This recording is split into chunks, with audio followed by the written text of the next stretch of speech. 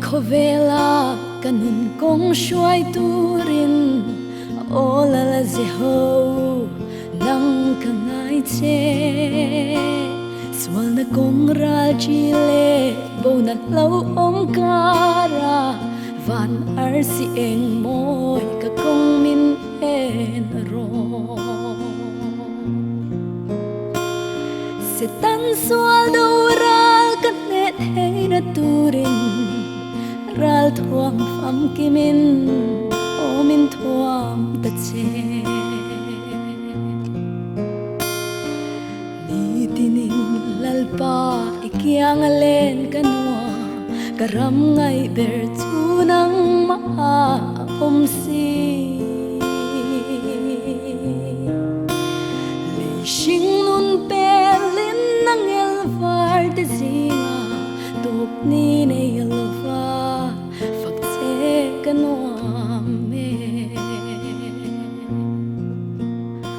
Boy na tumpuy zingin kang tin na bo eden nat na vein ka ve katha angam thelo ral ram ma hya chu na ram no ka then ma lo chwa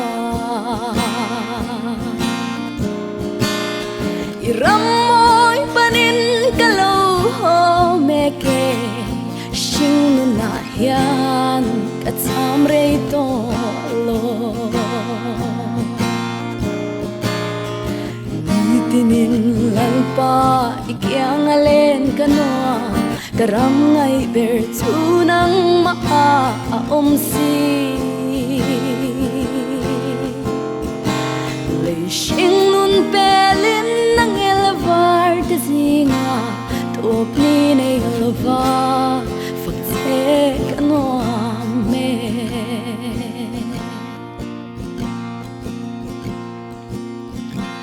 kadam chung rei lo te a hian oi su ikebula kadu izir irna thotak le o ikong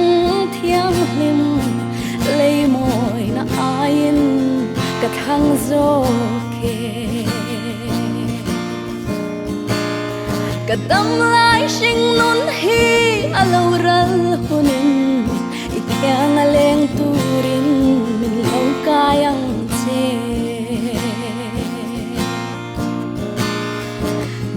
tinin lalpa ikyang alen kanwa karam ngai ber chu nang ma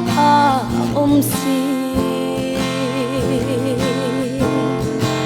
le shing nun pelin nang elvar te zinga top ni nei lava fakse kanwa me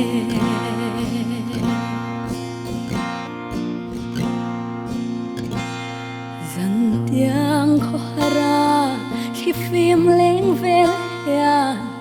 ingil nei na an chiar seng lo asin zan thim en tu van khole tui te pon I fel na thu an chil zo thei lo zing khovareng ni eng moi lo chwakin ilai nat na kangai lo an puang zar le chi nitinin lalpa kyang alen kanwa karam ngai ber chu nang ma om si le shing nun pelin nang elvar te zinga top ni nei lova